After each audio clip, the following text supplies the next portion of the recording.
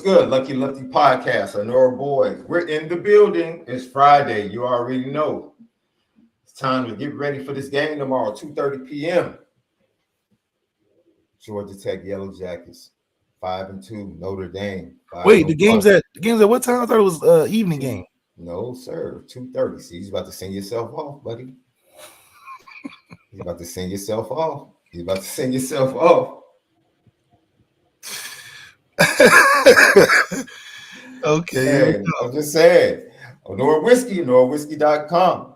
And if you're going to drink, by all means, you have to make sure you do it responsibly. Let's get it. It's not a fairy tale. I already know how you like it. Take you to the mall and get you a new outfit. Girl, that's just some child's play. Bounce that shit like whoa. Heard all the stories. Lucky Lefty Podcast. ONORA Whiskey, ONORA boys and elites are here. SHAUN Davis.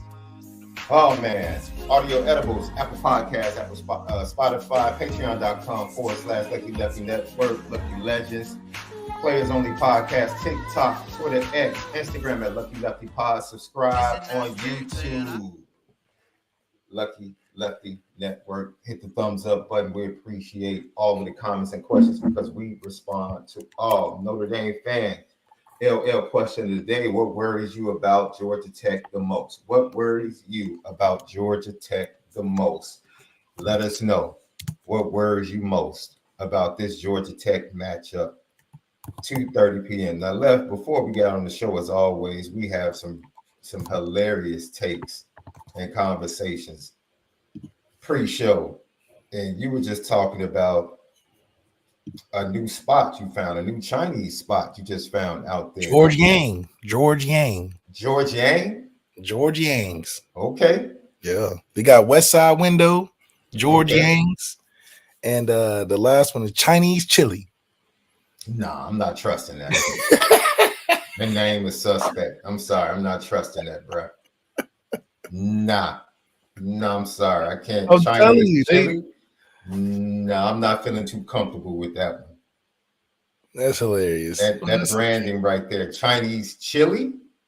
Is it, like a Tex-Mex blend with? It's just it's just they name for it. West Side Window just sound like some Chinese food. Like it's literally a window, and it's a big. Okay, I get that. Yeah, but it's just one small little window in the West Side. It's really nice. But they specialize in jalapeno wings.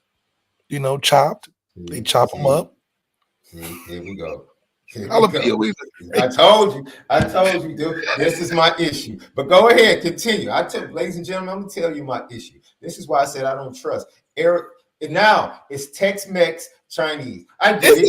Where's the Tex-Mex coming in? I knew jalapeno wings. Where's the Texas coming in? No. You gotta go George Yang's and get the salt and pepper chicken. You were right, George. They should call it George Wang's. That's what they should call it. But go ahead. Salt and pepper chicken with the vegetable rice. You can't go wrong. Yeah. Get you a side of some chopped wings. I mean, you winning all day. Mm-hmm. And the best thing about Chinese food, you come back to it. You eat a little bit, come back to it later. It's still good. They get a little egg drop soup. What you know about that? I don't do the crab wontons because I don't trust those.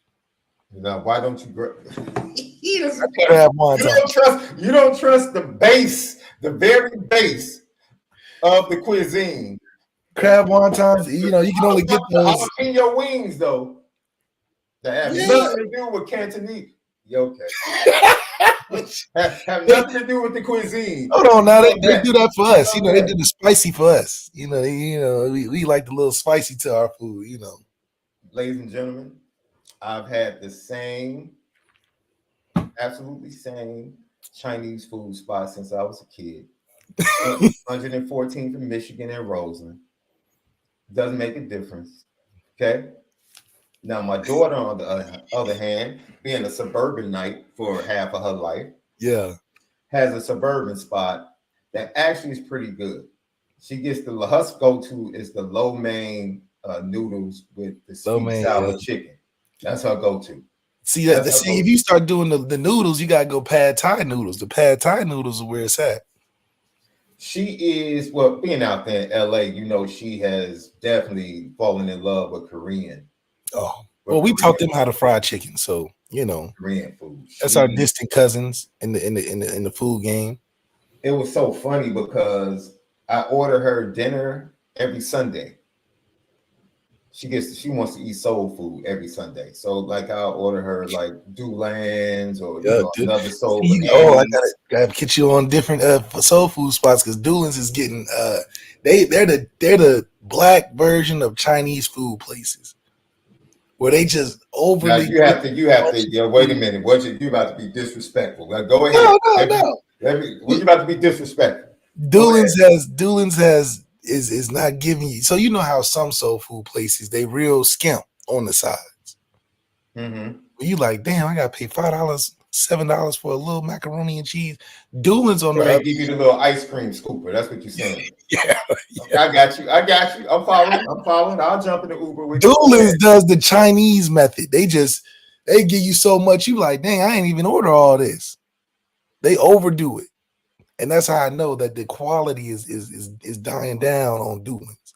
You gotta do serving spoon. Oh, serving spoon. We went twice when I was out there. You gotta do the court cafe. Baby girl had the steak with gravy. The chop steak. Is it the chop steak with gravy? She had that. Yep. I had the Mrs. had the wings. She just got the wings. Yep, you gotta eat it there because if you do a takeout, they don't do you right. So you know the takeout was pretty packed. Yeah, I mean, you know, that's a main staple now. Takeout was pretty packed. It was pretty packed. But I love the atmosphere, those old type diner type joints. Yeah, the little spinning chairs at the bar. Walked in, it was just a lot of love. Old ladies walking out, you know, representing. They had the Grambling sweaters on, showing the HBCU love. I was like, see, this is why I love. I spend the majority of my time in Inglewood. When I go to LA, I'm in Inglewood. You also get they got a good little Ethiopian spot and a good Jamaican spot out there. I've yet to try the Ethiopian food. I know Ethiopian is huge out there. It's not as huge here in Chicago, but out there in LA, I know it's a lot. Of course, Insecure shed a lot of light on that. Yeah. Shed a lot of light on that. They got some solid stuff, but you gotta know what you're ordering, you know. So like I've gotten better with the Jamaican spot. I know my couple things that I really like, but the Ethiopian spot, you gotta know you gotta know how to pronounce it first, and then you know go from there. That's true. You definitely have to know how to pronounce it. I have somebody in there that knows how to pronounce it. Yeah, that's right. For me, bro, my go-to spot for Chinese food is always, and we talked about this, ladies and gentlemen. I'm not a huge fan of hibachi. That's surprising, man. That's what we do. Graduation. But I explained to you why. Yeah. Because I feel like, dude, if you're not gonna cook the way you cook for me to allow me to experience the truth of your cuisine, then I don't want it. Right? Yeah. It's like, bro, don't sit up here and put the whole bowl of butter on the grill. What are we doing? You trying to kill me? Because I know that's not how you cook for yourself. That's not how you cook for you. I don't need a plate. Give me the cup, just like you eat out of the cup. Because I use my chopsticks when I go to hibachi. Oh, here we go. Oh, you dive in. You dive in. No, I'm pretty skilled. You know. Okay. I embarrassed myself the first 2 or 3 times. That's right. But now you just a lot ended up on my lap or on the floor. But now I'm like, I've learned how to do that thing. But no, like, I don't need all that butter. Just spray a little bit of the oil. You have to tell them, like, man, I don't cook mine. Look at how you make it at home. Yeah, cook mine separate. I don't cook mine separate. You don't even want the stuff they pass around the table. No. So a lot of times if we do hibachi, we do it to go.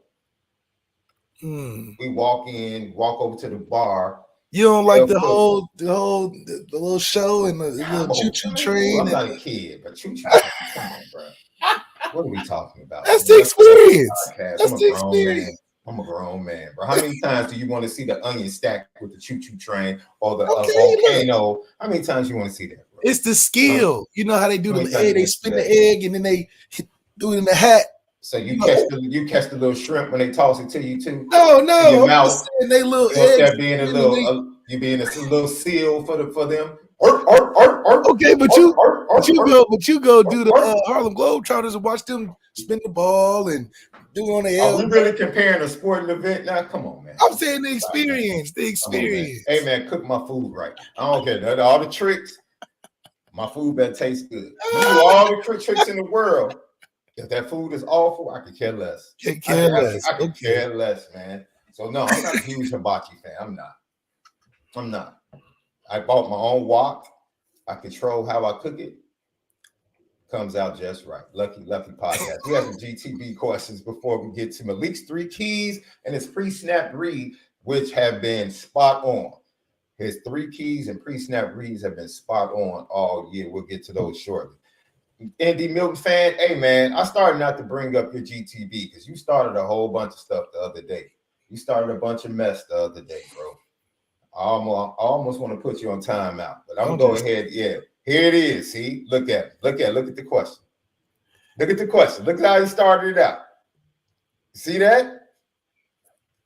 It's the same as crab wontons. It's imitation crab. It ain't the real thing. You know what I'm saying? He had to get but it's all good. You know. Did you call he's an imitation quarterback? Did you just call this young man an imitation? I'm just saying the footwork. If it came from Canada, it's imitation crab, imitation footwork. You know. Man. So this is why Indy Milton fan is going on timeout.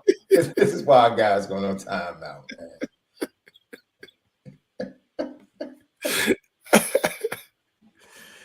Oh man. Yeah, Bronny did get 4 points. He raised his average to like 1.5 on the season. See you being petty. Why? He's not a scorer. Dang, Bronny got 4 points. He's not a scorer. He's not a scorer. Bro, he's like his dad. He's a pass first defense. Bro. Work his way. He almost dunked on KD. What do you mean? Bro. I bet you Sean Davis at 19 would kill Bronny at 19. He almost dunked on KD. KD had the hard foul. He was damn near flagrant. First of all, that was a clean block. Number one, you lying. I cannot believe you were lying for this dude. That was a favorite Jeff Teague story. It's hard to tip the Jimmy Cat practice one for me. Oh yeah, he went on the other side and beat him and all that. Yeah, Jimmy was that dude, man. That's why he should have stayed in Chicago. The story he told, I'm telling you, the Derrick Rose interview was actually fantastic. So he told the story about the first time when they were teammates in Minnesota and he didn't know. He was like, I didn't know. So he was like, I begged D Rose, like, let's go. We in Miami, let's go out. And D Rose like, man, I don't go out. And he said, finally, after just bugging him, D Rose just relented, like, all right, man, I'll go out. So he was like, it's me, D Rose, and Taj. And so we walk in the club in Miami, and he said you could tell even by the guy at the door. He looked and his eyes got big, and he was like, Derek? So he was like, people know this dude don't go out. And so he said, dude, they took them to the VIP section behind the ropes. And he said it was at least 200 people that just stood out the side of their section just staring. 200. And he said he looked at D Rose and was like, my bad, dog. Can't even enjoy yourself.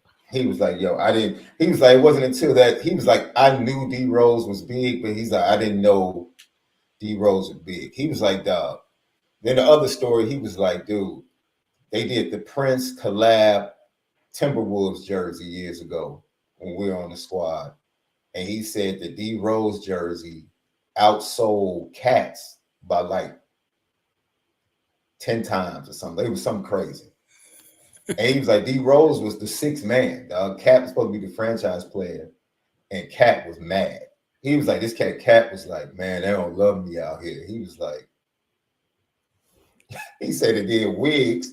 Andrew Wiggins looked at him and said, yeah, I'm going to have to go ahead and get traded. He was like, yo, you don't understand how big D Rose is, the brand. D Rose. You know what I'm saying? So it was funny stories, bro. But I'm telling you, Jeff Teague he's the best storyteller, in my opinion. I need him. Jeff Teague was the one that really came at Bronny and set that off. Like, calling Bron, like, I knew when I saw him when he was 6, like, Bron, Man, you need to quit. What you mean? Brian knew he had a prodigy. He's not a prodigy, dog. Stop saying that. Ace Bailey for Rutgers is played his first game last night and lit it up. That's a prodigy. Nice. That was a good game. That was a good game. That was a good game. Bronny's never had a game like that in college in his life. Not yet. Not yet. I said in college, he never had a game like that. Oh, well, he was going through the heart issue and all that, getting back. Like, come on now. Okay, man. He was so good, he stayed 1 year. All right, man. Yeah. He needed to stay all 4. But the team totally different now. They don't even have the same coaching staff, nothing. That cat Ace Bailey is that dude, though. Ladies and gentlemen, hey, you know me. I'm all about my lineup when it comes to hoops. That dude's gonna be a problem, boy. I thought he played for Rutgers. No, he does play. We have to play him. That's why I say he's gonna be a problem. Okay. I'm worried about playing him. He's gonna be a problem. Malik'S 3 Keys brought to you by NORA Whiskey, Georgia Tech, Yellow Jackets, Notre Dame Fighting Irish, 2:30 p.m. Central Time, down in the dirty South, the ATL. What's the 3 keys left? 3 keys. I think a lot of it starts with defense. I think the defense has had all the storylines with the injuries and you know, I think this is the biggest offensive challenge we'll have so far this season. Offensively, they do a lot of different things, running the ball, throwing the ball. They have a really good offensive line. So I think one of the main keys is to hold the running game under 100 yards. You went 80, I'm going 100. And that's out of respect to what Georgia Tech's been able to do this year.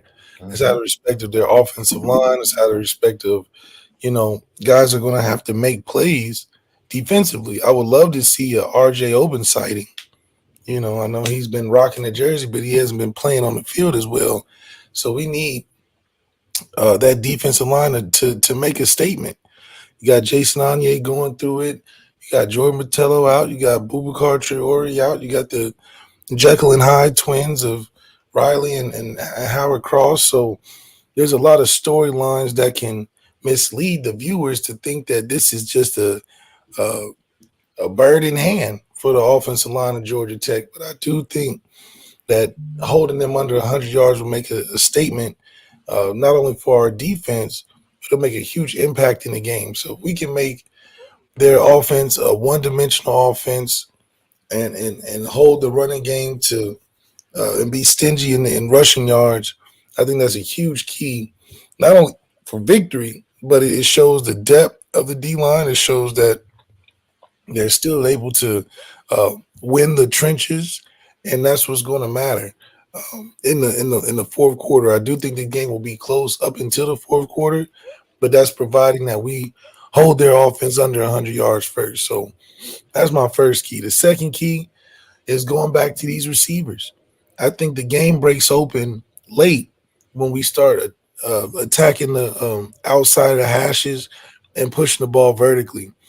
I think that's something that has to be a strain, and what also would help making Georgia Tech one-dimensional is if we're stretching the field vertically and making big plays and scoring touchdowns, which will equal points, it will get Georgia Tech behind the 8 ball where they can't get comfortable running their offense. So for us to have some success on the outside, going back to Chris Mitchell, let's not have it just a one-time showing, but get him actively and consistently involved in the passing game. I'd love to see another sighting of Jaden Greathouse, and also see a little bit more of Bo Collins. That was his early on target. And I think those 3 guys are the key to success, and especially in that vertical passing game that can only help build Riley's confidence. You know, this is all about Riley remaining confident game to game and not just having a spot here and a spot there. So, you know, high expectations are being set now that you've shown that you can have some consistency in the RPO game and also the passing game. So success outside the hashes. So what does that look like? For me, I think success outside the hashes look like 3 receivers over 50 yards. That means you're spreading the ball around. You're taking some shots. Well, I'm gonna boost it up. So that's one. Let's go 3 receivers for 70 plus yards.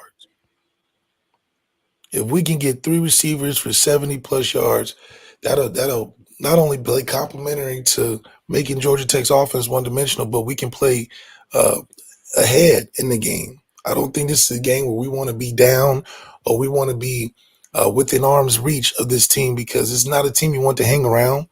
We got to see them get stronger as they've gotten more games under their belt in Georgia Tech, but we have to play from a lead, which is my third key. So we got to be up 10 plus, 17 plus. I believe we're going to win by 17, but we need to be 2 scores up by the third quarter if we want to see the success I think that we can, to blow it out of the water by the fourth. So we should be, so the 3 keys should be, we should be up by 2 scores by the third quarter. We should have 3 receivers for 70 plus yards. And we got to hold their rushing offense to under 100. And I think those 3 are going to equate to team success, but complementary football on both sides of the ball, which is going to take a total team effort. I don't think this is a thing where it's going to be a shootout. I think it's just going to be a very good game to show gamesmanship that Marcus Freeman has, that we have strategy.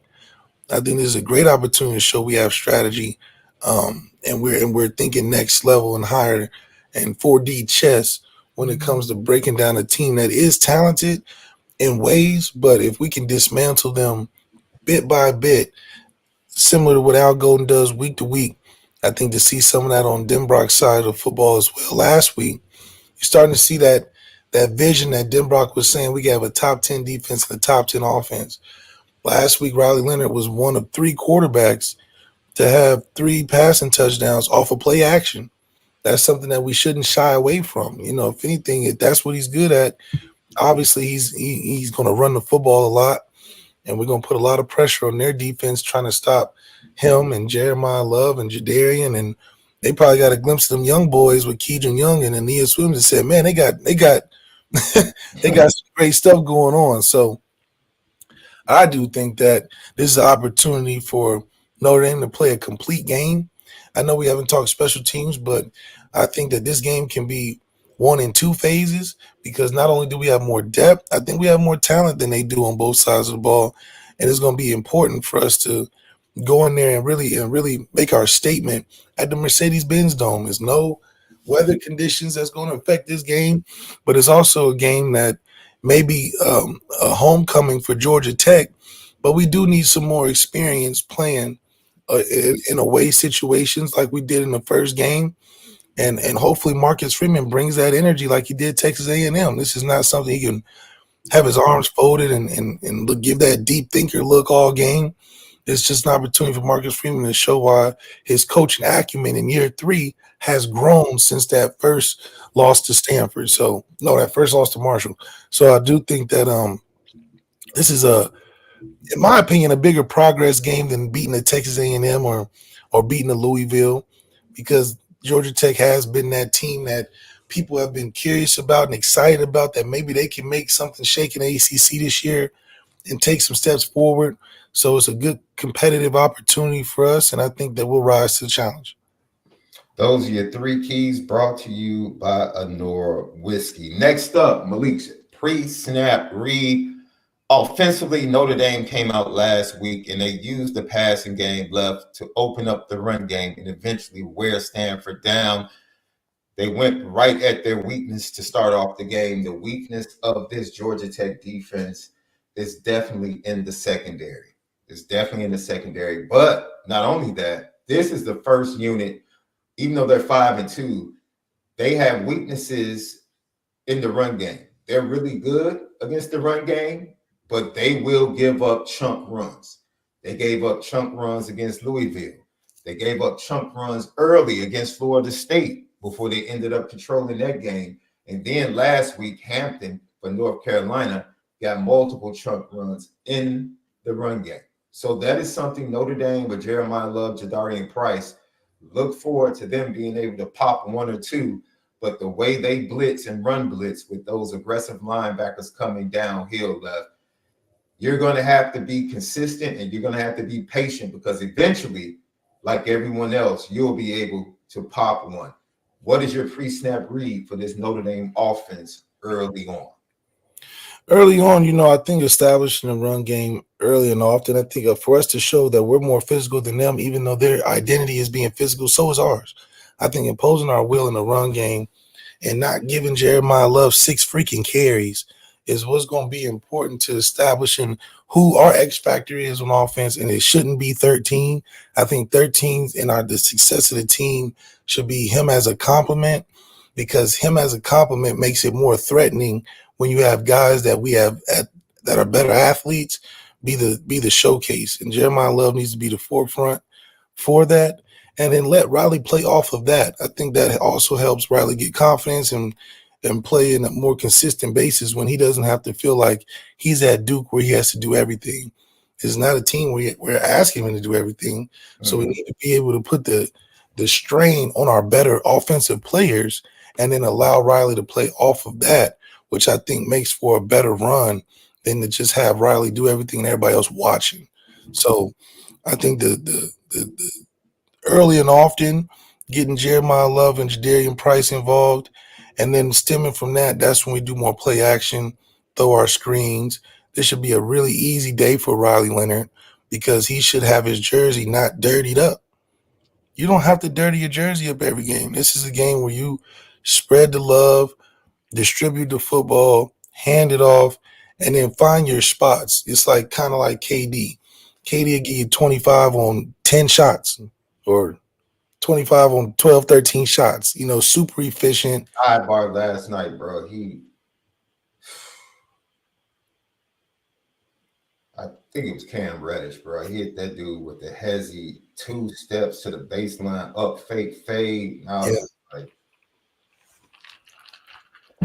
just want to experience what it's like to be a cheat code just one time. That's what I'm saying. And he does it on minimal dribbles. You're not out there dribbling all day. And I think that's where Riley can show his value is how can you do the same amount of damage with less carries, less touches, and less pass attempts. Because we've seen you be a high volume shooter, quote unquote, high volume athlete. You got to run the ball 25 times to get 200 yards kind of thing. We don't want that. I think that's the evolution of where this offense needs to go. Making Riley more efficient and putting more strain on the guys that we recruited and took all this time to develop. And sidebar, I thought the funniest tweet in the world was the cap by Auburn's player development saying they got genuine relationships. You gotta watch it. Man, I'm gonna pull this video. I gotta pull it. Left has to pull it. You just go ahead. Finish it. No. Stay on task. So I'm gonna play the video and then we'll get to it. Yeah, that's the biggest cap I've ever seen in recruiting, ever. Because he tried to play it so smooth. But yeah, so so making him more efficient is I would think the goal and evolution into being a better team fit for the playoffs when you can look at your quarterback that is effective, but not the everything. And whenever you got a guy that's the everything, I think if he's not the number one player in the world or generationally talented, then it's hard to put that on his back because you're just going to end up in disappointment because there's teams that are good that play complete football on both sides of the field. So I think him being more efficient helps the defense as well, right? Because he can stay healthy. He can make some good decisions. So decision-making is everything. And when it comes to efficiency, and I think him being prepared week to week and having better practices allows him to be more efficient because the less you can do and the more you can be effective, the better everybody around you eats. Malik'S 3 keys in the pre-snap read brought to you by ONORA whiskey. All right, Left. I'm gonna have some fun right here, bro. Let me be correct. Let me be professional. I don't want to be disrespectful. It is Auburn Director of Recruiting Research and Strategy. Kenyatta Watson. He was on with Philip Dukes. And he was talking about Auburn having the number 5 recruiting class right now. And he was being asked, why do they have the number 1 recruiting class right now? And this was his response. You know, you still got to have genuine, true relationships. You could talk about money. You could talk about all this other stuff. But at the end of the day, you know, we're building it the right way. It's genuine relationships. A lot of these kids we've known for a very long time, you know, and those relationships are, that's what it is. I know it sounds crazy and people are like, oh, you know, they're paying all this money and doing all this stuff. I can promise you that that's not it, bro. And when you build genuine relationships, and then the kids see, if you watch us play through our first 6 games, we've been in every game. Even the Georgia game, we were right there. Not only that, we're playing a lot of young kids, and everybody's just kind of figuring it out. But we're in the games. We're playing tough. We're playing competitive. We're in the games. You know, a few mistakes here and there, and you know, we'll be 5-1. You know, at the end. Man, look here, dog. Yeah. First of all, we had Deuce committed for what, a year and a half? That's a genuine relationship. That's a genuine. You have a guy committed for a year and a half. That's a genuine relationship. Let's just put that on the table first. Second of all, wasn't y'all just striking out on trying to get Julian Lewis and getting all these quarterbacks to flip and it didn't work? Wasn't y'all just like the third quarterback y'all went after? Yeah, the third quarterback.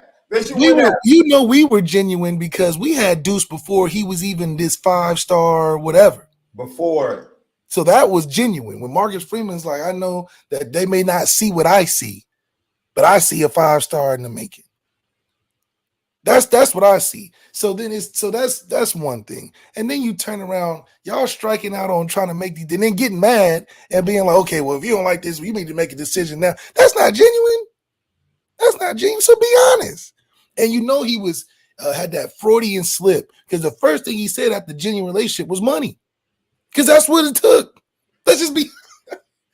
It's too much out there to be capping like that, and for you to subconsciously throw the first thing that it took to get these recruits, which was money, and you say, who is they? That's the other thing. Who is they saying is money? Who is they? You said it was money. That's how I start thinking money. So I don't know what kind of genuine definitions that y'all run with down in Auburn, but I know that the money talks a lot louder. And you know, it's easy to try to mask this whole genuine relationship thing because you got all the kids. But we know what it is. We know it. And for you to go on these interviews and get the capping like that, like y'all got some secret sauce or some secret conversations that college football recruitment can't figure out, I think that's crazy. And then to say y'all was in games. In what games? You lost. So now you really exposing the fact that it can't be no other relationship other than money. And then you talking about how y'all come close when y'all been losing games. So if y'all losing games, that doesn't spell for a recruit to want to be there. Hell, we got to win games at Notre Dame and keep a relationship.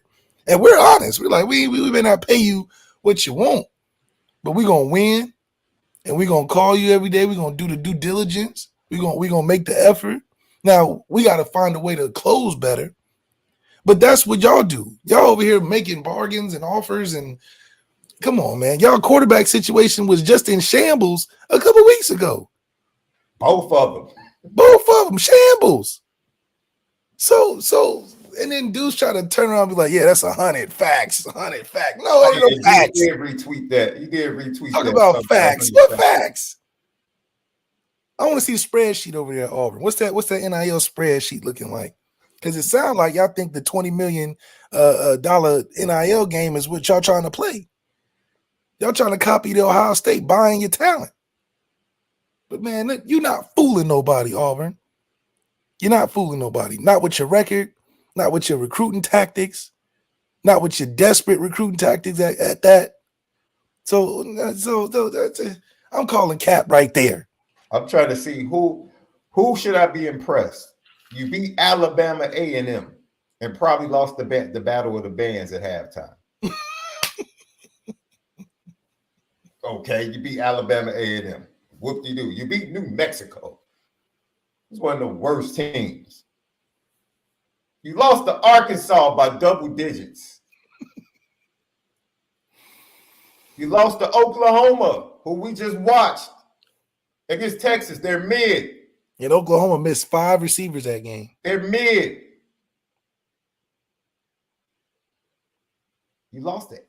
You lost by 18 to Georgia. When Georgia, you lost by 18 because he wants a pat on the back for losing by 18 to a team that played their C- game.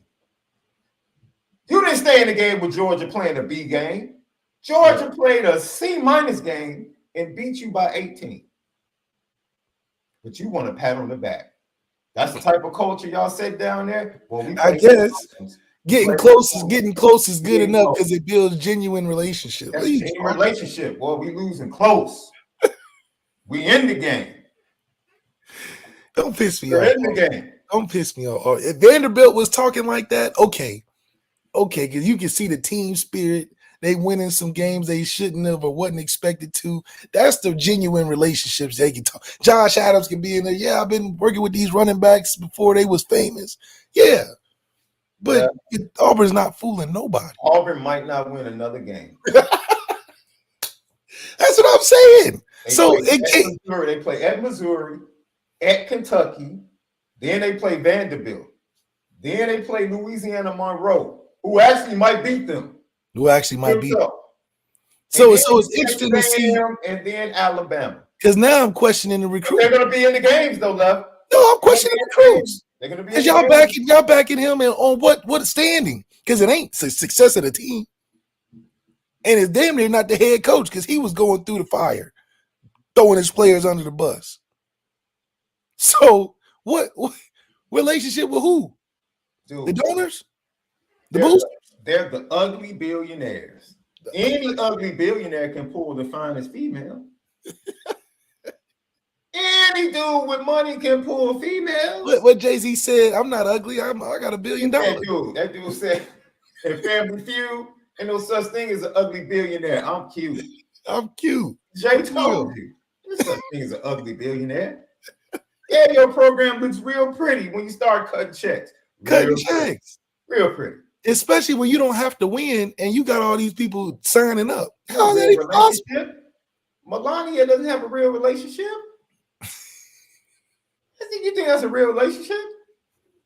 So you think what you have with Deuce is a real relationship? They think it's real. A genuine relationship? Let me stop because I was about to say something. That's family business. I'm not about to put family business. Let me stop. Yeah. Because stuff like that irritates me. It does. But don't do that. Yeah, don't do that. Because the only reason why we're even talking like that is because Marcus Freeman actually tries to build the genuine relationships. He actually puts the work in and be honest. I mean, hey, we had Dylan Edwards for a while off of a genuine relationship. Off a genuine relationship. And at least in that stead, we got beat by another genuine relationship. Yeah, His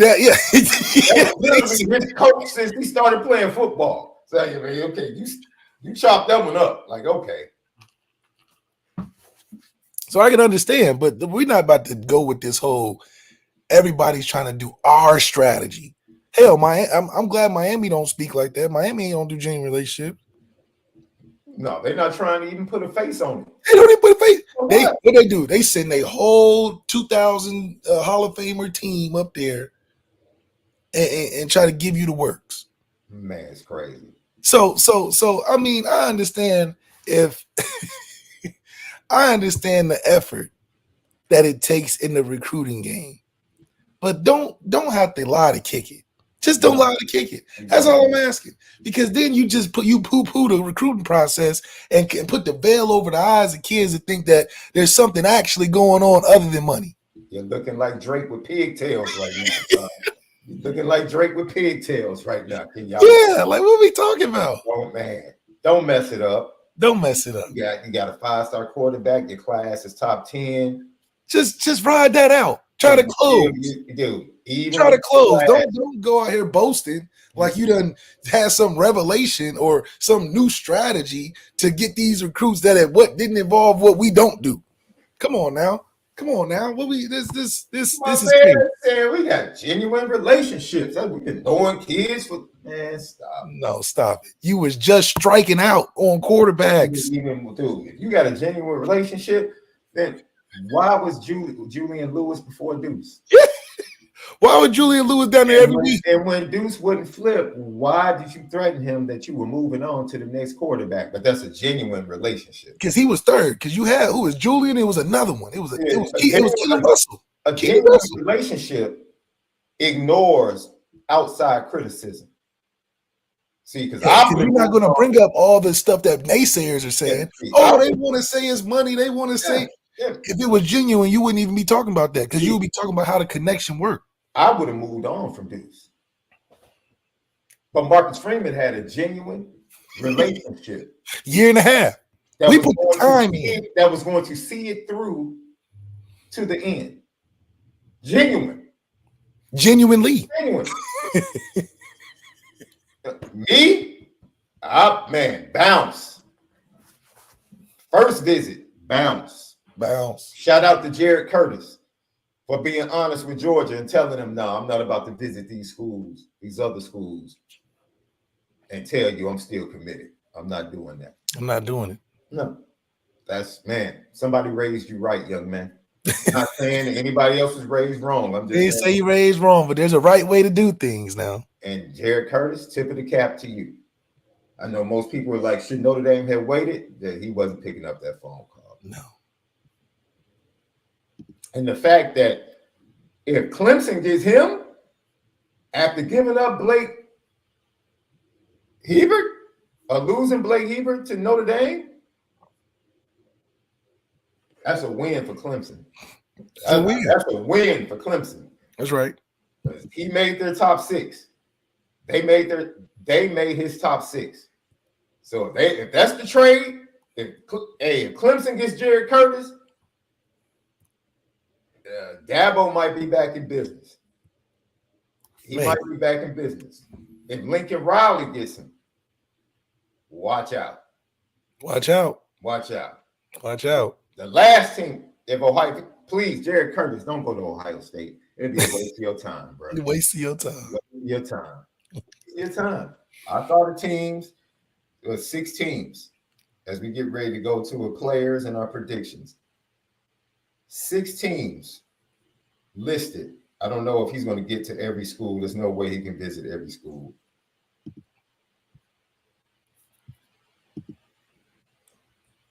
Let's see. His 6 teams are Ohio State left, Alabama, Oregon, USC, Clemson, and South Carolina. South Carolina. Yeah, don't do that. South Carolina does need a quarterback, though. They do. He would be the dude in South Carolina. Your brand is bigger than that, my man. USC, I can see USC coming after him really hard because they really don't have anybody right now. And they need somebody. They lost Juju's not going there. No. He might go to Indiana. Indiana baller right now. I like their coach. Now, let me. So I told you that Keelan Russell had been talking to and flirting with Colorado. The fact that Jared Curtis in the same class decommits from Georgia and has Alabama in his top 6, could that let you know something about how the Keelan Russell thing is going with his commitment to Alabama? I'm just some breadcrumbs to watch. We're just saying. Just some breadcrumbs to watch. Why would Jared Curtis have Alabama in his top 6 if there wasn't smoke with the Colorado and Keelan Russell situation? That's right. I'm just saying. Those are things to think about. So, yeah. Kenyatta Watson, stop lying, man. Stop lying, bro. Stop. Why you don't have to put you don't have to put makeup on the pig. Yeah. What? You're a pig. The program right now, you're a pig. You're like the 11th best program in the SEC. In the SEC. So just be that. Be who you are. It's okay. Be who you are. Lucky Lefty podcast. So, Left, some interesting comments from Notre Dame players as we head into this matchup. And the matchup is very intriguing. Why? Because we have two teams that are somewhat odd couples. Notre Dame turns the ball over, but they create turnovers. Right. Georgia Tech doesn't turn the ball over, but they don't create turnovers defensively. It's like the odd couple, man. It's really strange. And I'm very intrigued to see how this game plays out. Defensively, they're led by their middle linebackers. Throwback has the neck roll, the effort kid, I'm sorry. And he puts forth max effort the way he plays. Absolutely. Absolutely. I love this kid, the way he plays. Yeah, he plays really hard. And and he's bad at pass coverage. Anytime you got a neck roll that big, you ain't covering nobody in the pass, which is why get the running backs out of space left. Yeah, I mean, Jeremiah Love's probably laughing in the backfield, like, oh, there's no way. There's no way. You put me out on a swing or something, there's no way he's catching up. That neck roll too big. Now, if I'm downhill, Jadarian Price, like, okay, that's a challenge. But Jeremiah Love, I'm around the edge. I'm getting around the edge on you. So that Thunder Lightning combo, I think, in the backfield just needs to be highlighted more. Because what is the effect that Riley's giving the team with him leading the team in rushing? I just don't think that's an intimidating thing for other defenses. I don't think that's a staple that you want to rest on as an offense, because the longevity of it just doesn't last long. The formula of that doesn't equate into 12, 14 game successful season. So it is important that we switch gears and show that we have volume to our offense, not just one way of doing things, because you got to be able to have tendency breakers when you get later in the season. When it gets November and teams got a whole library of clips and cut-ups and different things you like to do, it's got to be evolved in the sense of we can go other places with the football and still be effective, if not more effective. We don't need to go outside of the team to find something to add when we got it. I saw a couple of highlights from KK Smith. I'm like, man, if we had that more all season and highlighted that more all season, that can be dangerous. Really good route runner. Really good route runner. And that's something that you need when you have a quarterback that, one, isn't the most accurate, because he can get separation where you don't have to be so perfect accuracy-wise. You got Bo Collins still a staple. You got to think, a majority of the offense is still healthy. Outside, I'm talking about skill positions and all of that. We got healthy guys. Yeah. A lot of it is because they ain't been in action that much. But we got a generally healthy team outside the offensive line. So I do think that using that, getting guys' jerseys dirty, is going to help in the team success in the long run. You know, it's crazy. I said this to someone yesterday.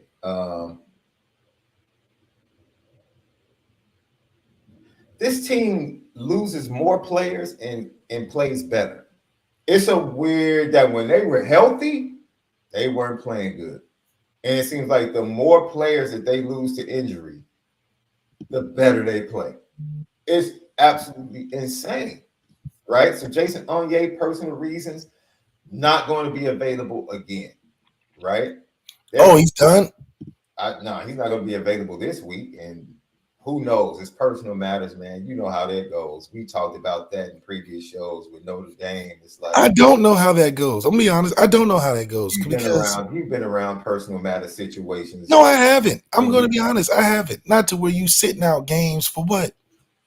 Is it grades? Okay, then yeah, that's definitely personal, because I know that shit is not easy. Hey, like I said, you never know what it is. My whole point is, yo, he's down, Traore's down, Botello's down. It's like, dude, and they literally, but this goes to what we're going to hear from right now with Riley Mills.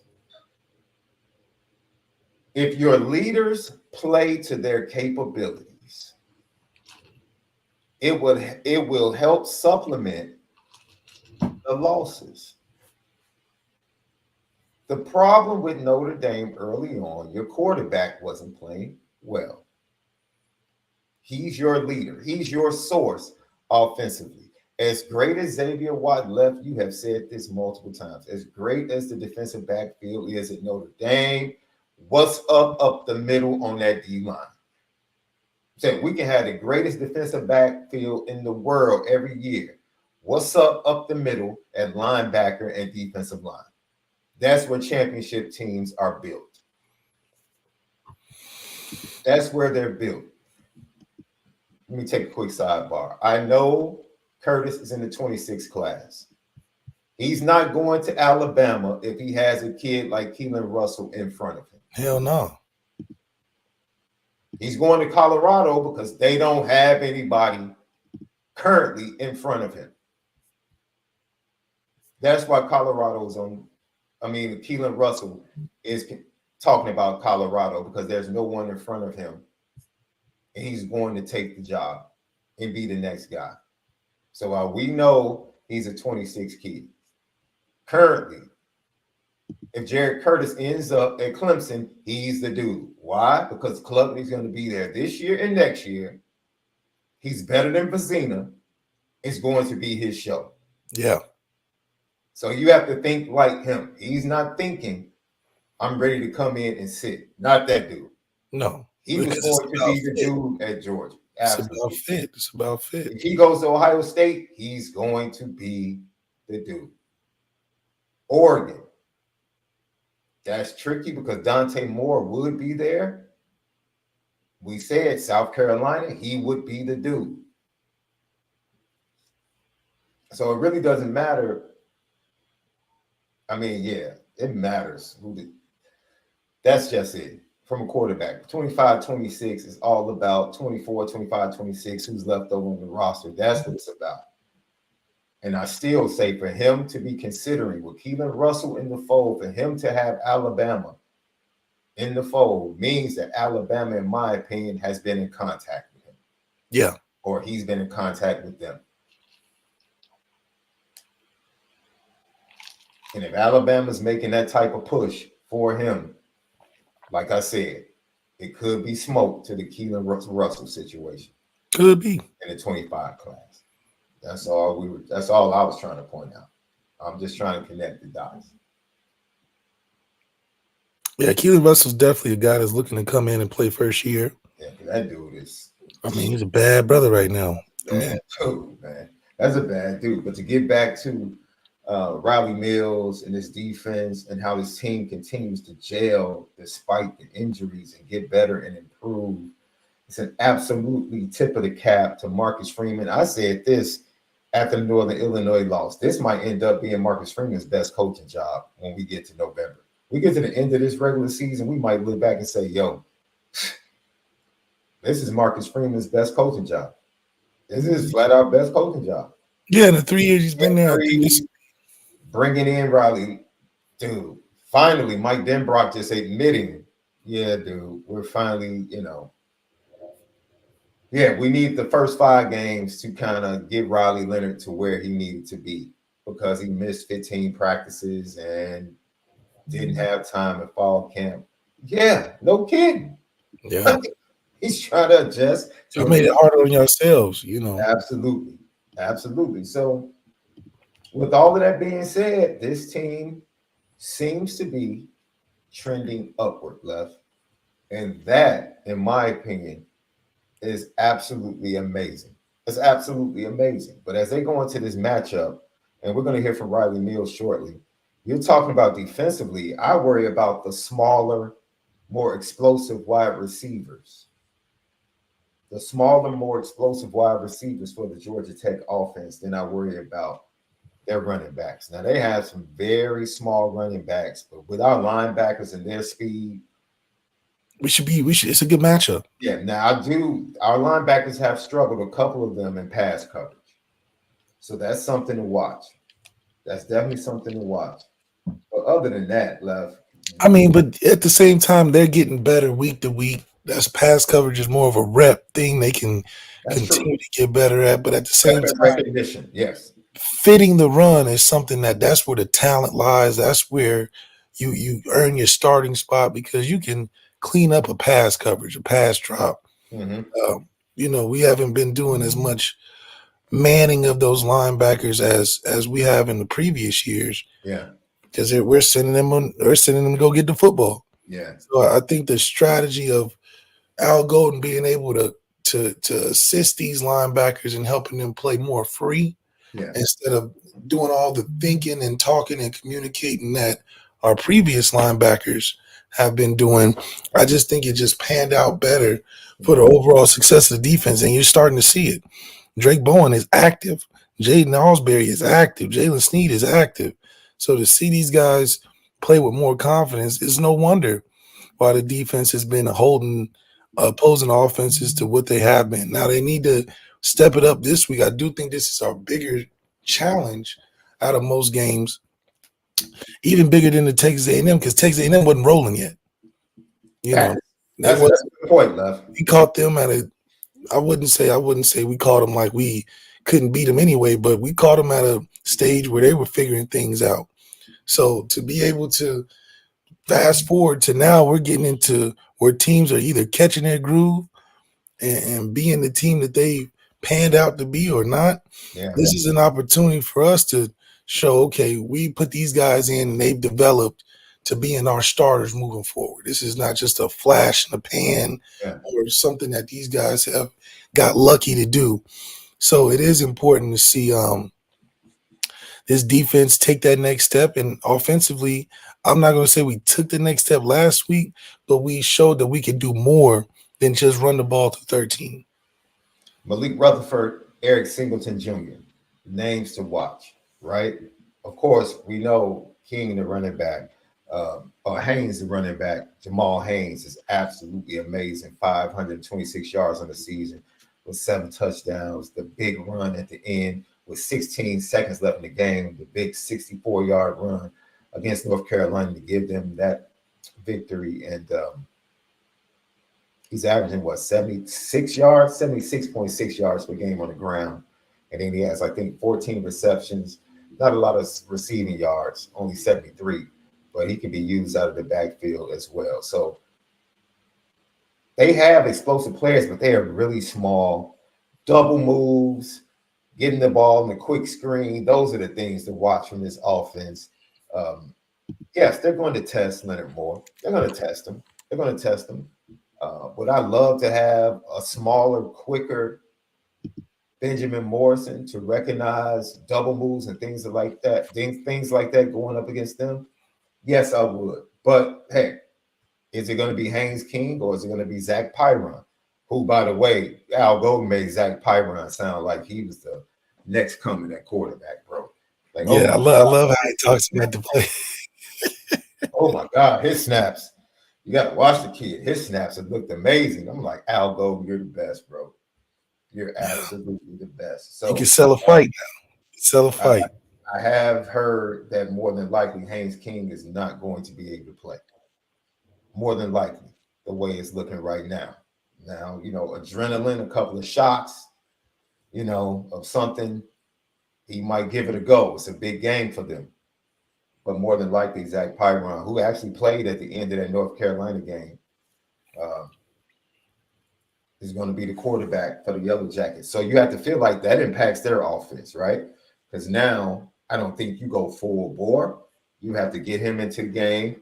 And then Notre Dame is probably going to have to see what he's all about. But Al Golden is going to bring pressure, bro. We don't have to. It's almost like Buddy Ryan and the Bears, bro. Like, it didn't matter who the team was. Hey, 46 defense, we blitzing. We're blitzing. Notre Dame's going to be bringing pressure. Stunts. That's our identity. We're going to come after you. They're coming after him. They're playing man-to-man. 58% of the time before the injury to Benjamin Morrison, maybe it dips to 54, 55, but Notre Dame is going to be Notre Dame. They're going to be Notre Dame. And that is something that a quarterback that is going to be making his first start on the season it's going to be difficult to face the different looks that an Al Golden defense can give you. So the quick game, the passing game, getting the ball to their playmakers in space is going to be his best friend. And protection from that offensive line. We should have them all balanced enough to where they're worrying about the run game and they're a little slow to just be running upfield because of how dangerous our backs are. So the possibilities that we can create on offense, I think, can help us alleviate the stress of Riley trying to make all the plays. Yep. Ladies and gentlemen, Riley Mills, he met with the media this week and he talked about Georgia Tech, but he also talked about not being complacent. And I loved hearing this from your captain. He said, we cannot be complacent. These are some of the things he said. I think with our defense, the big thing is we want to affect them as much as we can with our defensive line. So I think there's no pressure. It's really been there all season in terms of we have to do our job effectively. And I think everyone on that defensive line knows that if we want to make an impact in the game, we got to get home and get to the quarterback. And then what's it like when you and Howard are just causing pure chaos all afternoon on Saturday like you guys did on Saturday against Stanford? It's fun. I'm a fan of it. I think we should keep going with it. No, but I think it's good. I think it's just playing at that level is something that we could see we could play at, and ultimately it just comes down. That's how we want to play every time we step in the field. So we'll just keep that as a standard, and we know we have more we can put in. And you watch that game, you're like, I think we could have got 2 or 3 more. So I think you can't get complacent.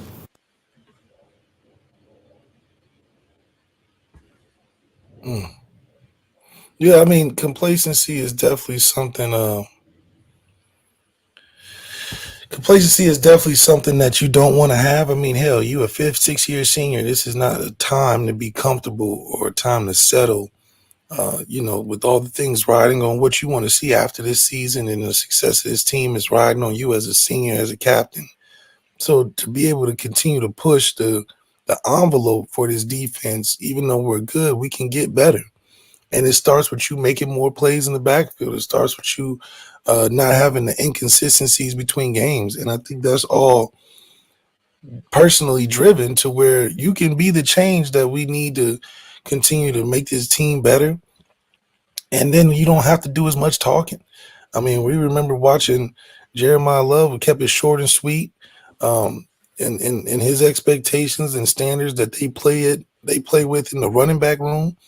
And it should be no different with our defensive line. And if anything, with all the stories and injuries and the things happening in the defensive line, Riley Leonard, too many Rileys and Leonards and Moores and on the team and Jadens. But for Riley Mills, this is important for you to be that captain. When all else is going crazy, you need to be that stabilizing force. You and Howard Cross as captains on that D-line and on the team. And so I think he's speaking the right way. Now, mind you, this is still a team that's very beatable. I don't think they're better than us, but we need to take advantage of that like we did last week and show it on the scoreboard. Show they're not better than us on the scoreboard. 42-7 was good. It should be a repeat performance of success moving forward. Riley Mills also talked about the matchup with Georgia Tech, facing and preparing for both quarterbacks and what to expect from the defense. Gabe's a guy that he goes in there, it's literally just like a battering ram. You're going to go in and there's going to be 4 people on the ground. Whatever gap he's in, he's going. But, it's great because he's a guy who's been around the program a lot, and, he's definitely got, a lot of leadership that he brings to the table. So I think especially for the younger guys like Armel and Devin Houston and Bryce, they need to talk and learn from someone like him. It's really invaluable. Riley, I got a question. You're good. In this game against Georgia Tech, when you don't know who the quarterback is, whether it's Haynes or the backup, I guess, you're going to any differently in this scenario? Yeah, definitely you want to be ready for both. I think, same with Stanford. We knew they can kind of be flip-flopping between quarterbacks, but ultimately, I think, it comes down to just our game plan and executing it. And that's one thing I'm really proud of we did on Saturday against Stanford is that, all levels of the team, offense, defense, special teams, we went out there and executed. So it really comes down to, doing our job and, staying confident in our ability.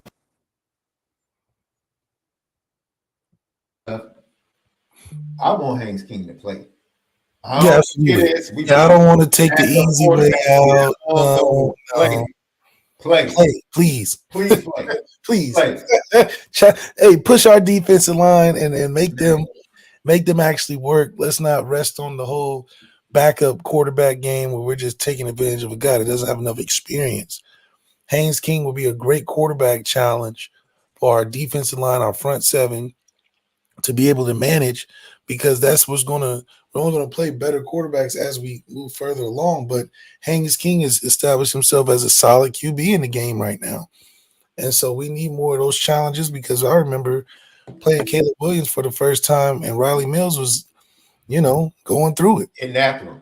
Couldn't get, Couldn't get him on the ground, but he was getting into the He was getting after him, but couldn't get on the ground. So I think the year after, seeing a performance like that, we learn from that. So this is another opportunity to learn from a quarterback that's got some talent. Now, we played a bunch of guys that's kind of middle of the road, some young guys, and Tyler Shuck played arguably really good. With a couple of non-drops and, a couple more opportunities, it might be a different story. So for us to play more quarterbacks that are at that level of competition, I think it's important that we get those reps as well and not be too excited that we don't see them. So, executing the game plan, I think, is something that you got to trust. And you have been trusting under a guy like Al Golden, because he's been laying it out there flat and simple. Hey, this is what we got to do to win. And when we do that, we look really good. And so that's the best part about that trickle-down effect we talk about so much. Players' performance are also not just them individually, but it's that preparation that they're getting from top down. And defensively, we have that structure to where the kids can trust what's being told to them on a game plan level. And if they do it, we'll have the success that we've had. Yeah. Offensively, it's been up and down because the trickle-down effect hadn't always been succinct. It hasn't always been consistent. And look at our quarterback play. It hadn't always been succinct. So it's just more than just them missing wide open passes or not hitting the guy or underthrowing them. It's a total group effort. And I think we're making strides offensively that way, and being consistently on defense is what's going to be key in this later part of the season. Robbie Mills, he also talked about, his defense, all of the injuries, the young guys, what to expect. He doesn't expect to fall off, Left. And that's amazing. Like I said, even though the injuries keep coming, this team continues to find a way to get better on both sides of the ball, playing complementary football. This is what Riley Mills had to say. Technique-wise, I think it's just like, I talk with Wash, but it's like, you just got to run through someone's face sometimes, and like, it's easy to be like, hey, if he does this, do that, do this, that. But like, at the end of the day, like, when Howard goes full speed and he goes, hey, I'm going to be in the A gap, or I go, hey, I'm going to run through the B gap, you got to block me.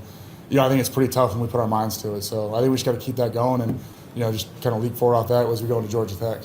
When you got that young wrecking crew behind you, the linebackers, man, what's it like to see Bowen and KBA, those guys back there, along with Jack Kaiser and Jameson?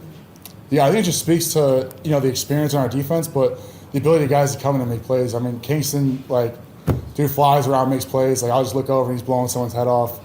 Drake is just a super smart guy, and he goes in, makes great plays. And you have, Jack, who's been there a little longer, but, I feel like it's just like we have waves and waves of guys, which is really just a credit to the defensive line room and Coach Bull and Coach Golden for just getting the guys ready and making sure everyone's, set on the game plan.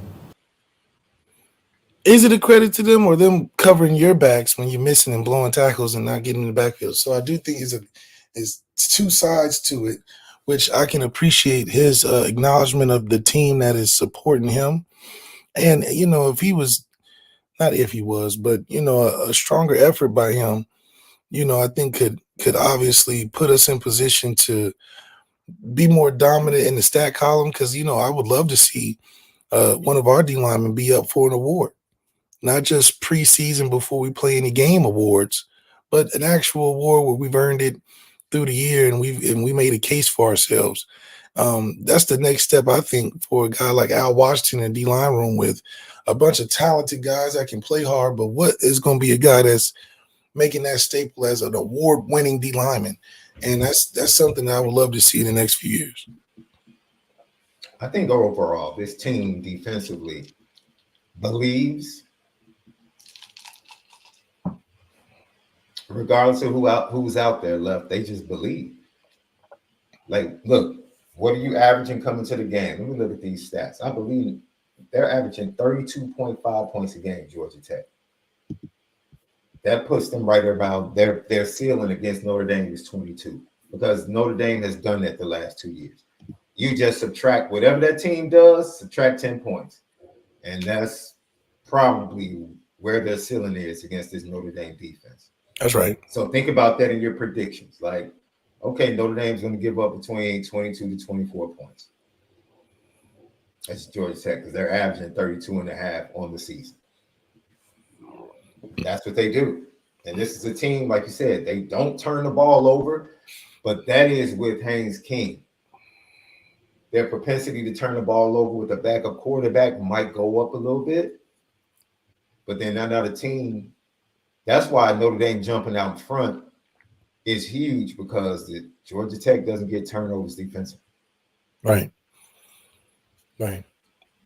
So now, execution. I know a word we don't like hearing because we hear it so much from Marcus Freeman. This really is about going out and just play our game. Just play our game, because they don't have anything that can really speed us up, take us out of our game. They don't have the talent to do that. They don't have the scheme to do that, because what are they going to do? They love to blitz, right? That's what they love to do. But eventually they will leave gaps where you can hit them with big runs. And you give our running backs gaps and opportunities, oh, they're taking it to the house. They're taking it to the house. So you saw that just about every game this year. So this is a game where Georgia Tech has to play near perfect. Yeah, they can't have to play near perfect, because it's not about them necessarily making mistakes, but they have to be able to put up points. We've gotten to a point offensively where, okay, we can. You got to score a certain amount to really even be in the conversation, and that's a great, transition from earlier where we couldn't score enough. Yeah. We relied on defense to hold teams down under 14 points. So it is important that you see that evolution in our team, and it gives the confidence to Marcus Freeman out there to where he has more answers at these press conferences, other than not being able to explain the schematics of why we can't score points. So it is cool to see that the team's coming right into form, getting into November, where it becomes more apparent that we have to be on our A game and getting ready for that second part of the season, which is the playoffs. And that's what we're shooting for. I think if we continue this consistent effort and the success, we'll get there. Well, they might not show us love in the playoff bracket, but we'll be in it for sure. Bo Collins left. Very interesting comments from this young man. I love hearing him talk, man. I really do. I love his press conferences. He's very introspective.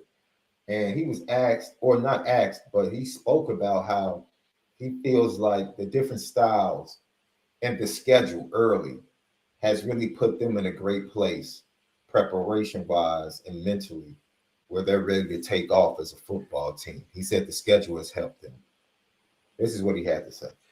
For sure. I think our schedule so far has set us up well for a game like this. We've been on the road before, one of the biggest stages. We've played great DBs as a core. We've played a great defense already with a few of the teams that we've played already. So I feel like as long as we execute, recognize things that we see in practice, we'll be just fine. What are you seeing different from Riley Leonard as he played? He talked about during the bye week that he was able to just kind of relax and say, go home to Alabama. When I get back, I'm able to just throw the ball and air it out, man. Have you seen that switch clicking up? Yeah, for sure. It feels like he's back to playing like his natural self, man, just back there with poise and relax, having fun out there is the main thing. First couple of games, we all had to just adjust to a different offense and get used to the ins and outs of a game and things like that. But I feel like he's definitely relaxed, more comfortable and things like that, for sure. Things like that. Hell, I mean, I do agree.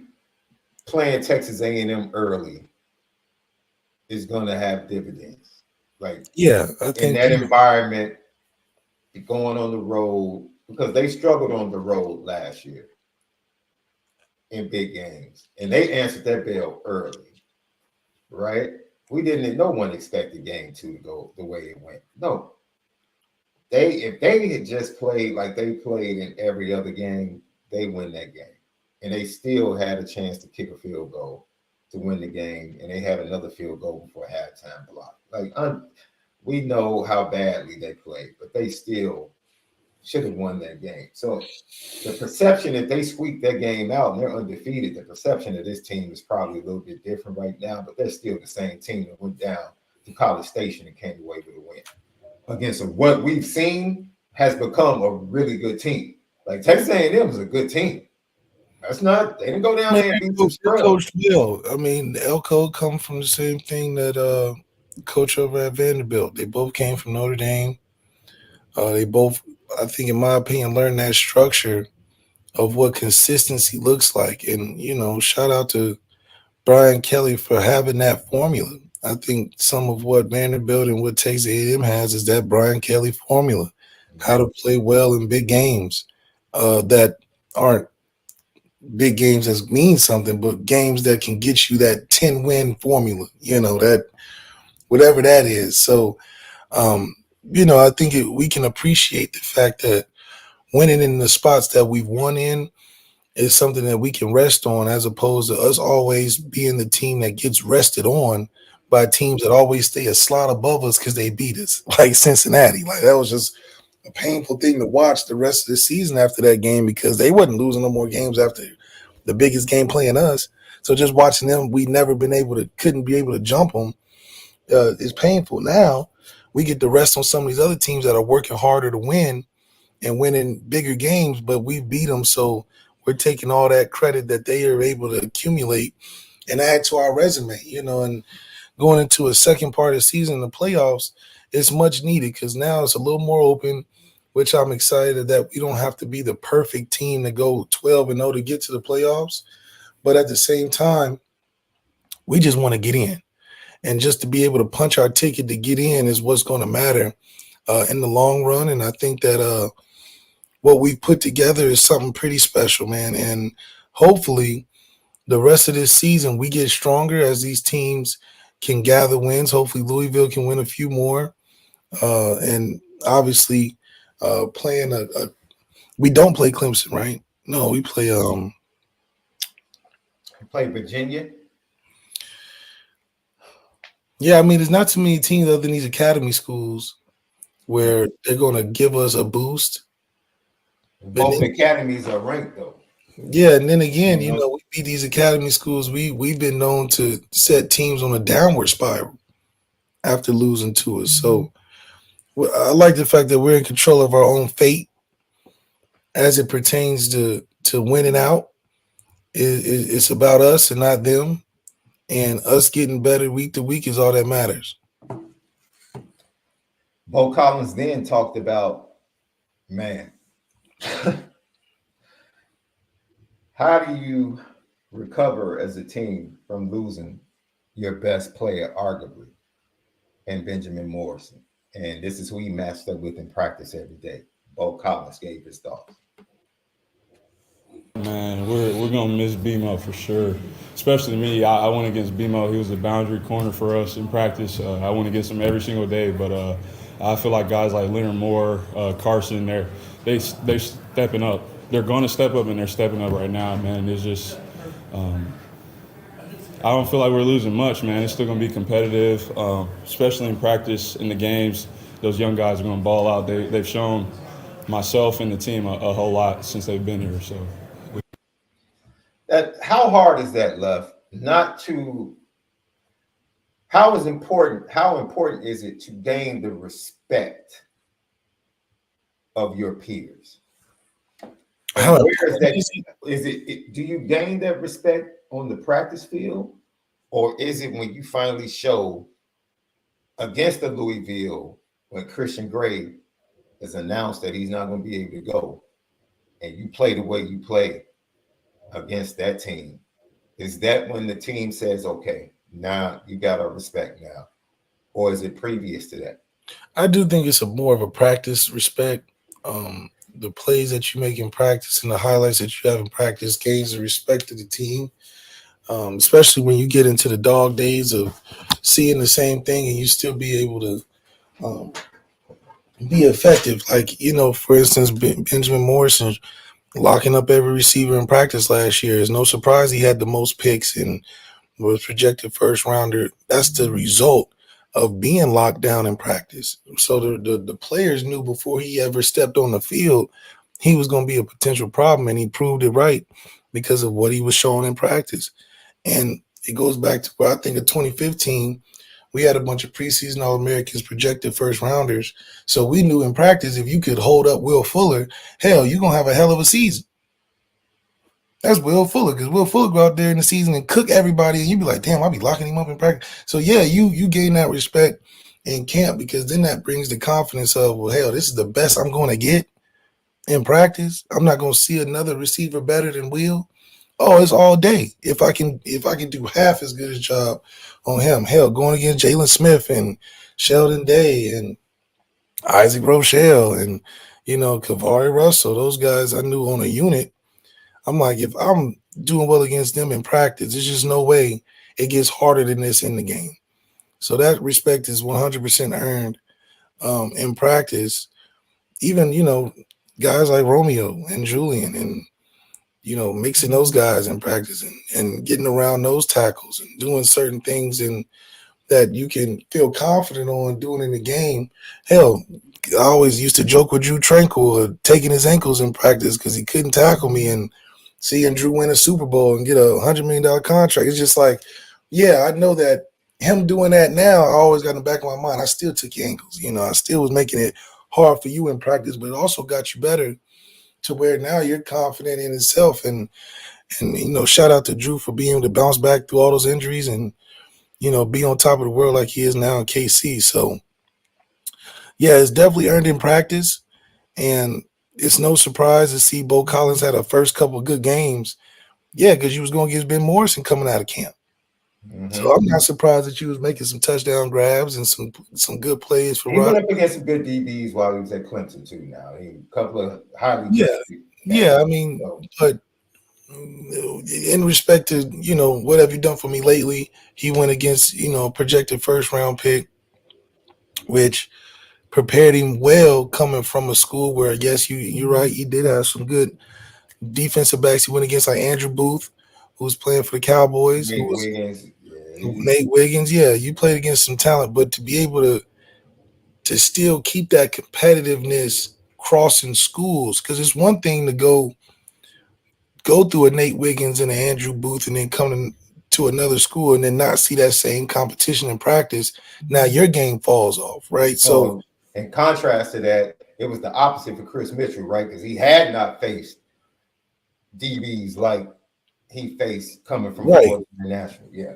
Now he does have some talent being, it's hard to get the most receptions in college football. It's just hard. One, you gotta be lucky, and two, you gotta be just make plays when the ball come your way, which he did. So him trusting his speed and all things included, it's good to see him not take a fall off where you get a guy like Brandon Joseph, in my opinion, that had a rougher transition coming from Northwestern to Notre Dame. Not that he didn't have a good season, but there was definitely a disconnect in that transition because he came into a brighter state. I think it happened to Riley Leonard. Yeah. Riley Leonard coming from good old Duke, the basketball school, to coming into an environment in the stage like Notre Dame where it was a shock.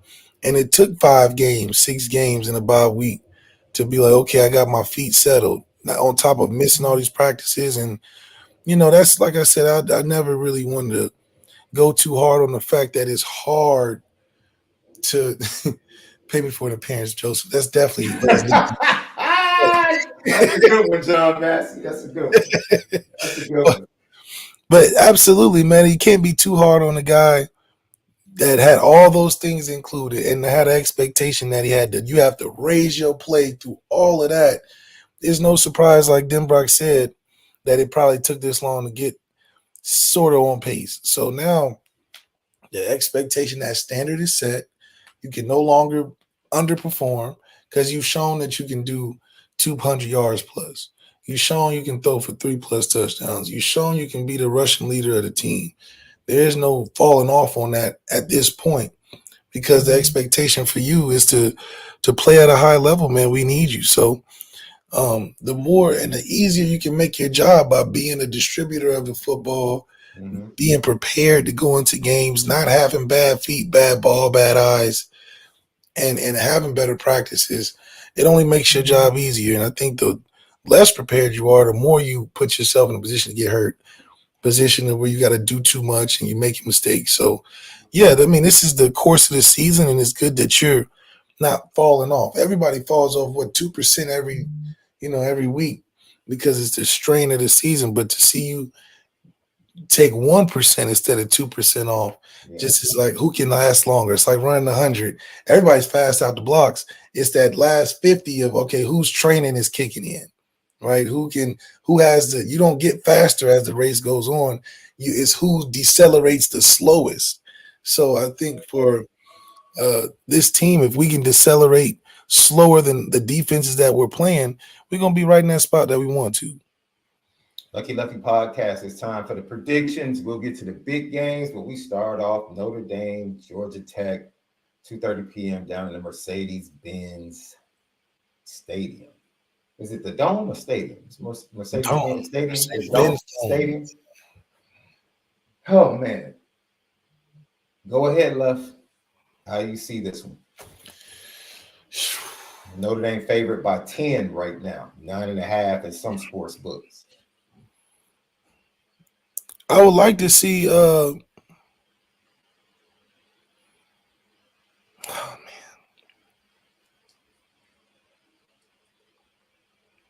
I got us 34-17.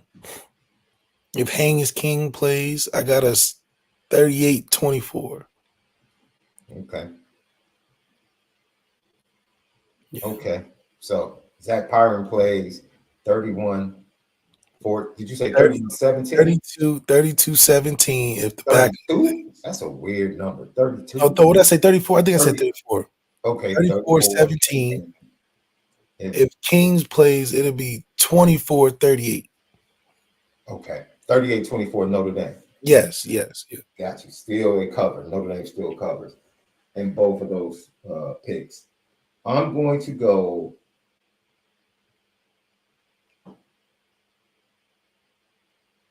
40-20 Notre Dame.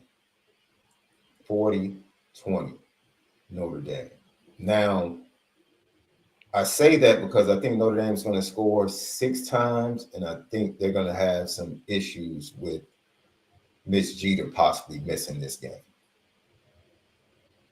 So, no, I'll say 38-20. I'll just say 38-20. One missed field goal, but they'll make one. 38-20. 38-20. That's my pick. Okay. Alabama, Tennessee, Left. Who do you have? I already know because you want to win your bet, so I know you're picking Tennessee. You have to. You can't pick Alabama in this game. I'm picking Tennessee. I know you're picking Tennessee. I think it'll be close. I think it'll come down to the wire. I got Tennessee winning 35, Alabama 28. Tennessee loses their middle linebacker and they lose their big defensive tackle coming into this matchup. Jalen Milroe, ball in hand in the game. Him and Ryan Williams find a way on the road. Tennessee falls out of playoff contention. That's who I have. Out of playoff contention. Yeah, once they lose this game, they still have to play Georgia, and they have Kentucky still on the. Tennessee still has some tough games, bro. If they lose this one, they're losing another one. So yes, this would be the door to them falling out of contention, in my opinion. Still with 2 losses, they'll be in the conversation on the back end. But I think it'll be tough because at that point, you're talking about Alabama, Georgia, Texas, at least 3 or 4 teams in the SEC in front of them, and then they're competing with a pack of 2-loss teams. Texas A&M only has 1 loss. That's another team that probably would be in front of them in the standings. So, yeah, if they lose this game, Left, it's going to get really tough. That means that Georgia game, I think, is because they lost to Georgia on the road last year from the Hendon Hooker game. No, I take that back. They lost to Georgia at Tennessee last year. So they're at Georgia again. So, yeah, it's going to be tough, Left. It's going to be tough. All right, Texas, Georgia, Left. I know what you usually would pick in this game, but I don't know, bro. I think I'm not a big fan of Carson Beck like other people are. Yeah. So I'm picking a quarterback in this game. Okay. I think Quinn has not gotten back to himself yet. He struggled a little bit against Oklahoma, especially early. Yeah, he got good coaching. He's got good coaching. So I got 42-38 Texas.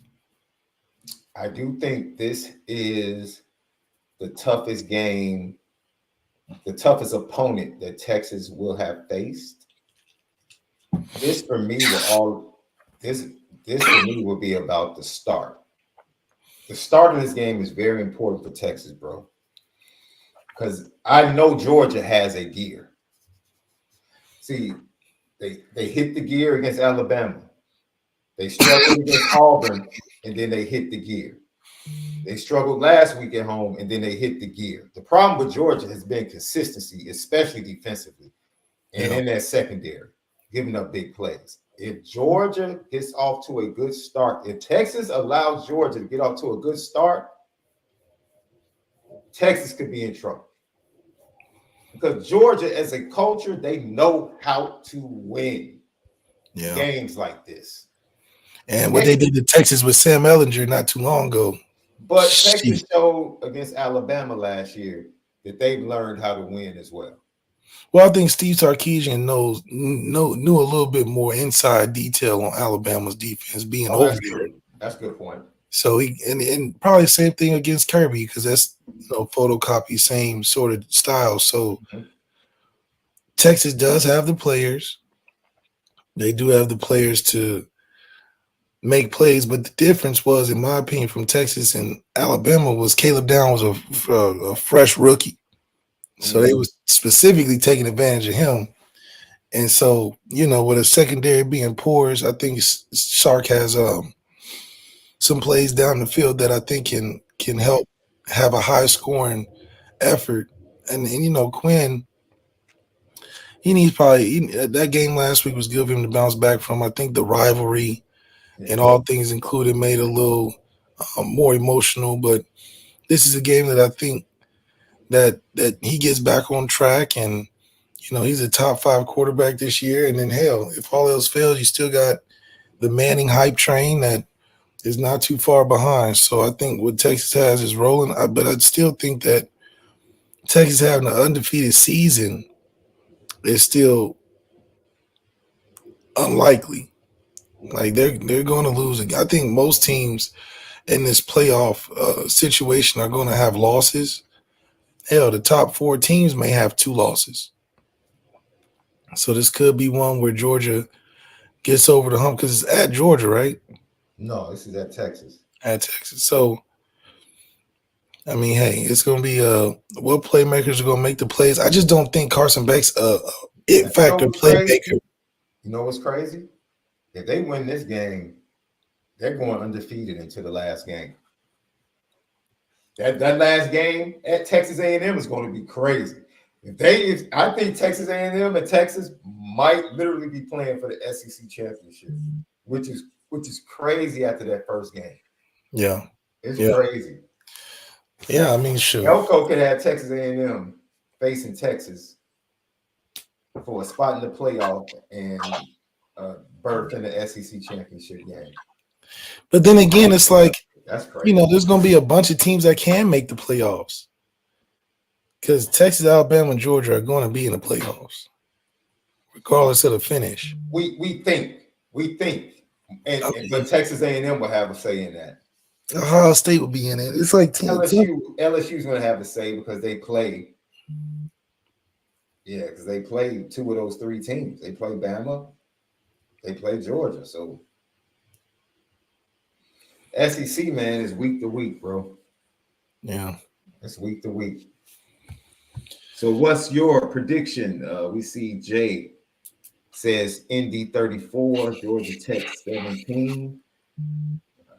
Someone else put 37-17. Ed 3, 37-17 Notre Dame is his prediction. Brian Haddon, 31-20 Notre Dame. John Massey, 31-10 Notre Dame. I got Coach Vic. What's up, Coach Vic? 38-15 Notre Dame. GTB question.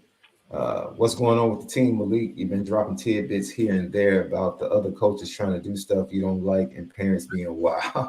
Man, we had a scrimmage against our 10U team, and got Chippy out there. Had a couple parents get on the field, and had to be like, it's okay, we got it. We can handle it. And the 10U coach is getting butthurt, and so, it's the drama that you love about Pee Wee football because the parents are way more involved.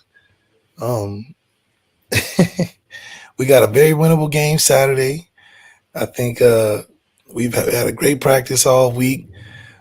Defense is coming along. We had to practice the hell out of tackling drills. The kids got to be a little tougher on these tackles, but we got strategy. We blitzing the same side of the field. We're going to push everything to the short side, and we've been working on stripping the football and celebrating. And so it's, you really got to cut your teeth when you're coaching 11-year-olds. So it's a fun experience.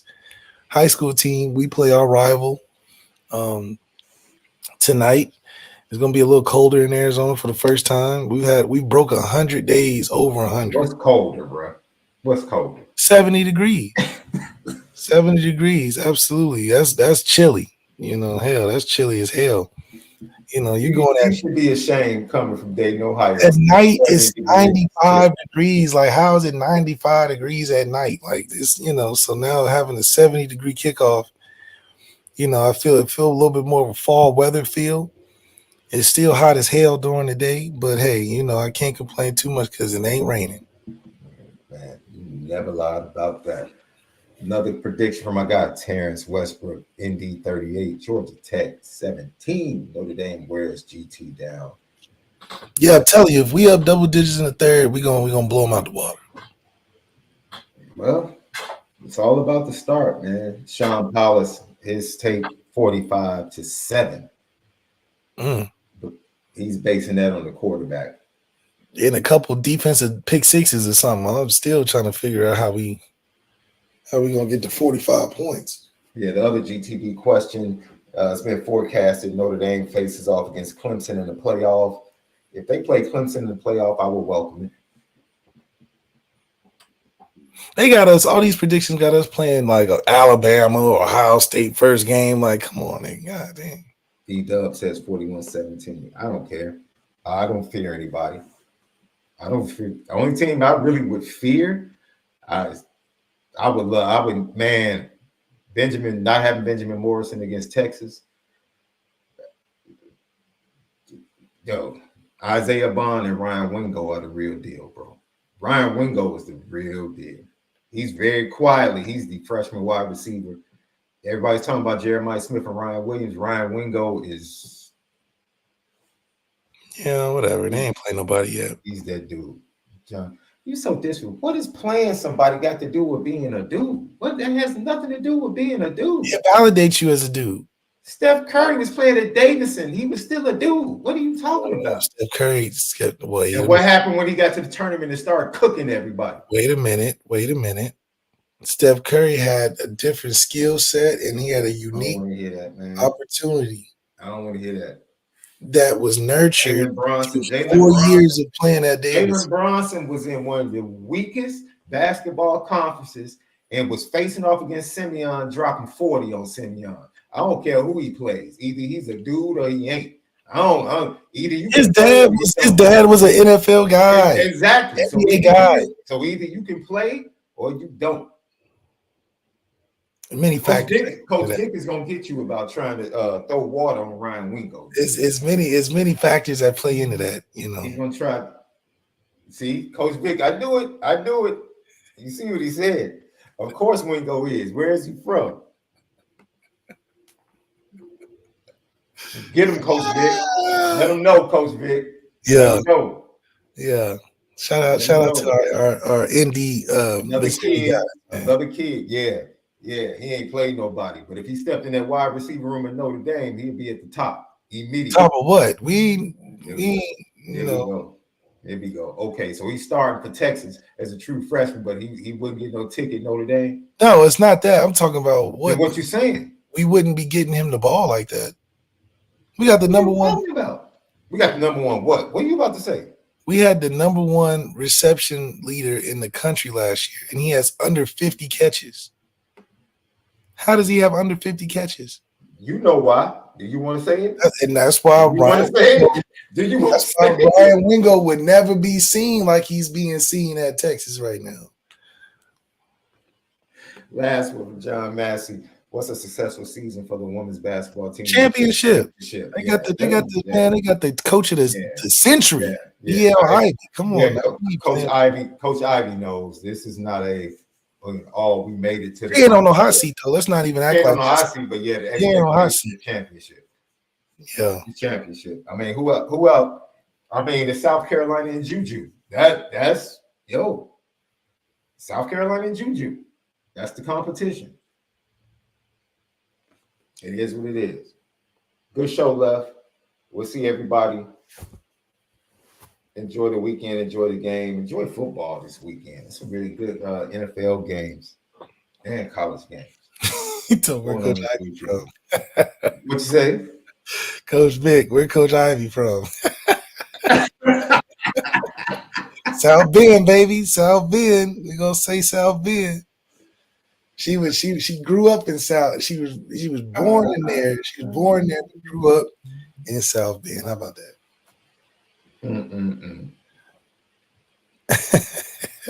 SD2 Mike, man. Enjoy the game, guys, man. We appreciate you guys. Tap in. Patreon.com. Lucky Legends Podcast players only. Don't miss 2 episodes just dropped.